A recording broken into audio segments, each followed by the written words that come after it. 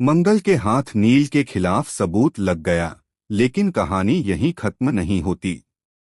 कुसुम ने खुलकर नील का साथ दिया और मंगल पर अपना गुस्सा उतार दिया। अब मंगल लक्ष्मी के आने वाले एपिसोड में जो होने वाला है वह दर्शकों को पूरी तरह हिलाकर रख देगा। दरअसल गहनों की चोरी के मामले में घर का माहौल पहले से ही तनावपूर्ण था। हर कोई एक दूसरे पर शक कर रहा था, लेकिन किसी ने भी यह नहीं सोचा था कि इस चोरी के पीछे घर का ही कोई सदस्य होगा। सौम्या और आदित्य ने पूरी कोशिश की कि घर का माहौल सामान्य रहे, लेकिन मंगल के भीतर की शंका अब धीरे धीरे यकीन में बदलने लगी थी। मंगल को कुछ ऐसा महसूस हुआ कि नील के हाव भाव बदल चुके हैं। वह लगातार घबराया रहता है और जब भी कोई चोरी की बात करता है तो बात को टाल देता है। एक दिन जब मंगल नील के कमरे में सफाई करने जाती है तो उसे एक छोटा सा कागज का टुकड़ा मिलता है, ज्वेलरी शॉप का बिल। बिल देखकर उसके पैरों तले जमीन खिसक जाती है। वही दुकान जहां कुसुम के गहने बेचे गए थे।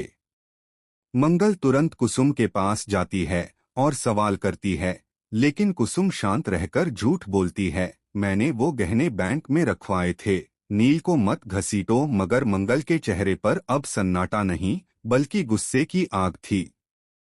उसे अच्छी तरह याद था कि उस दिन कुसुम घर से बाहर गई ही नहीं थी। वह अब हर कीमत पर सच्चाई सामने लाने का फैसला कर चुकी थी। मंगल को धीरे धीरे और भी सबूत मिलते हैं। उसे नील के मोबाइल में एक मैसेज मिलता है जिसमें लिखा होता है, पैसे मिल गए हैं, अगली बार और माल लेकर आना। यह देखकर मंगल का दिल टूट जाता है। वह समझ जाती है कि नील ने सिर्फ गहने ही नहीं चुराए, बल्कि शायद यह कोई बड़ी साजिश का हिस्सा है। अगले दिन जब पूरा परिवार लिविंग रूम में होता है, मंगल सबके सामने सच्चाई उजागर कर देती है।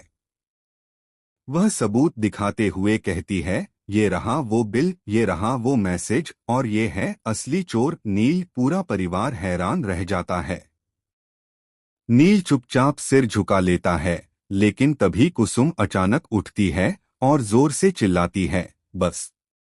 मेरे पोते पर उंगली उठाने की हिम्मत कैसे की मंगल? ये सब झूठ है। गहने मैंने ही दिए थे, बेचने को मैंने ही कहा था। यह सुनकर सबके चेहरे का रंग उड़ जाता है। मंगल के होंठ कांपने लगते हैं, क्या आपने अपने ही गहनों को बेचने को कहा था? या सच में आप किसी और को बचाने की कोशिश कर रही हैं? कुसुम की आंखों में डर झलकता है, लेकिन वह कुछ नहीं कहती। तभी कमरे में ईशाना आती है और कहती है, मंगल दीदी, मुझे एक और बात पता चली है।